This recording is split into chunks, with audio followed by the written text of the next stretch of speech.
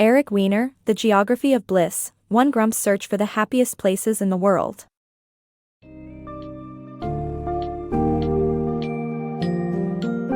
Embark on a fascinating journey across the globe as we explore the secrets behind the world's happiest and unhappiest places in Eric Weiner's book, The Geography of Bliss, one Grump's search for the happiest places in the world. Delve into the realms of happiness research, tackling complex questions, methodologies, and analysis of various countries, including the Netherlands, Switzerland, Bhutan, Qatar, Iceland, Moldova, Thailand, and India. Discover how cultural, social, economic, political, and spiritual factors contribute to a nation's bliss quotient, and learn the valuable lessons each country teaches in the pursuit of happiness.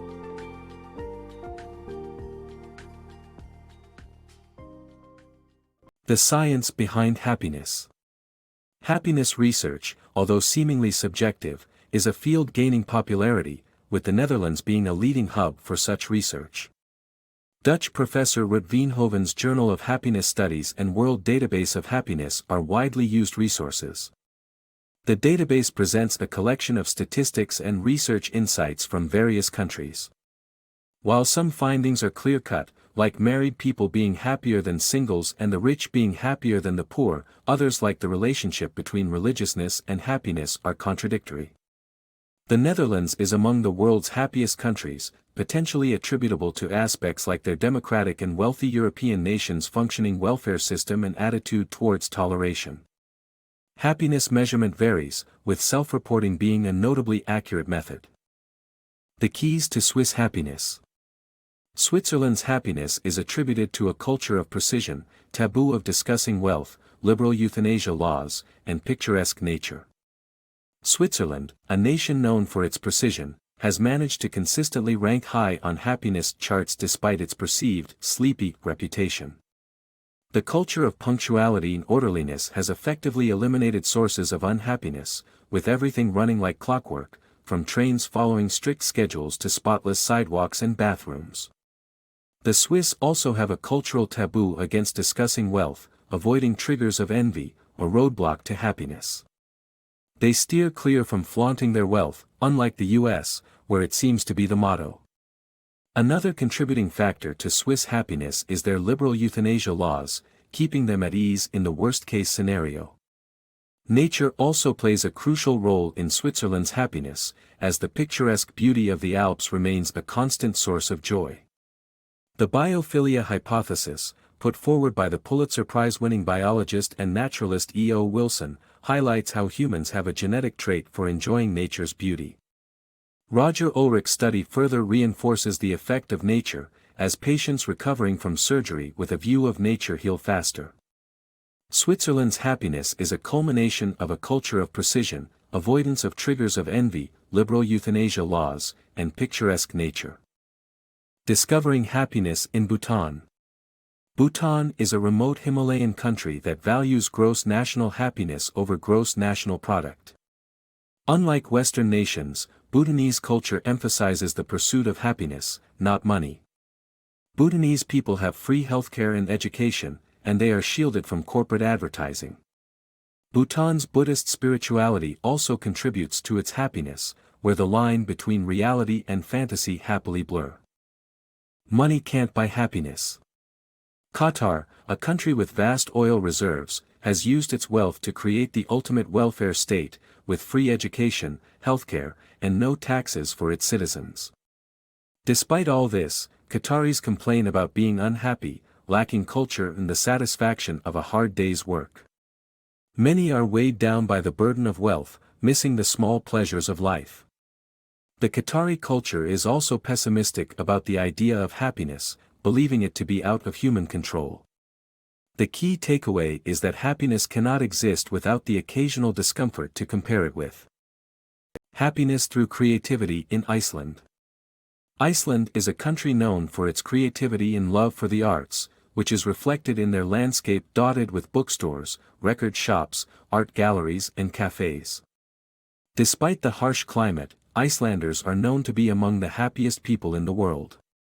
A significant reason for this is their culture's inclination towards naivete and failure, encouraging people to try their hand at creativity without fear of criticism. Writing, painting, and sculpting are all activities that Icelanders indulge in, with everyone from taxi drivers to hotel clerks being writers.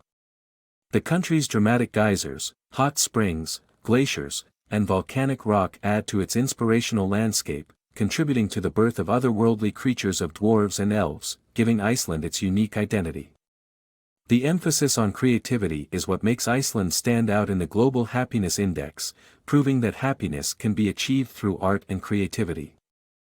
Moldova, the world's poorest country. According to Veenhoven's World Database of Happiness, Moldova is the world's hub of misery, and economics is the top reason for their unhappiness. With an average per capita annual income of only $880, Moldova may not be the poorest country, but it stings more as it is surrounded by wealthy neighbors. Rampant corruption and a lack of natural resources add to Moldova's woes. In addition, Moldova also lacks a strong national identity due to Russia's creation of the region after the collapse of the Soviet Union. Moldovans display a pervasive pessimism filled with resignation and envy, often enjoying the misfortunes of others more than their own advancements. The secret to Thai happiness. Thai people have discovered their own secret to happiness: don't think about being happy. Ignorance is indeed bliss in their society, and too much thinking or questioning can lead to problems. They treat everything with the same lack of seriousness and accept their fortunes for better or worse with the belief that there's always the next lifetime. Psychologists have found that having a clear mind and not overanalyzing things can lead to increased happiness. Make Slough happy. In the reality TV show, Make Slough Happy, 50 volunteers went through a 12-week happiness training course led by 6 happiness experts.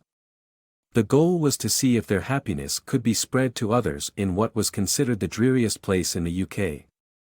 The volunteers engaged in activities like hugging trees, performing yoga, and engaging in uncontrollable laughter.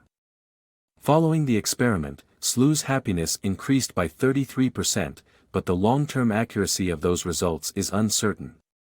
It's worth noting that the British see life as something to get through with a stiff upper lip, unlike Americans who consider the pursuit of happiness part of their national identity. The dangers of chasing happiness. Thousands of Western tourists flock to India in search of bliss but end up disillusioned by the lack of substance in some popular Indian gurus' teachings.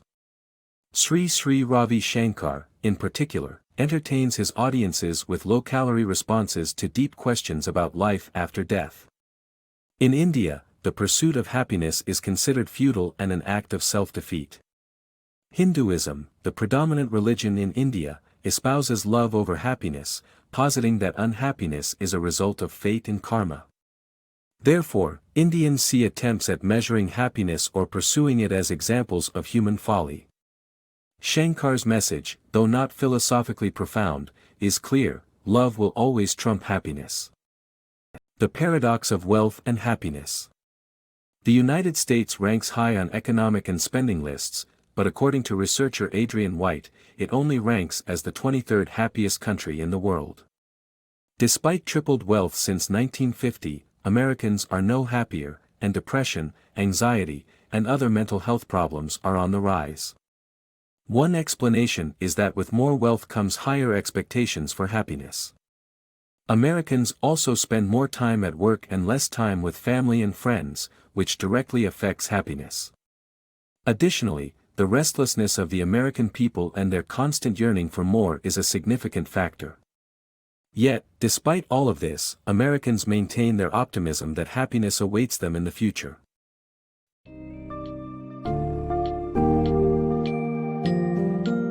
In The Geography of Bliss, we discover that happiness varies greatly across different countries, governed by factors such as wealth, culture, social dynamics, and spirituality.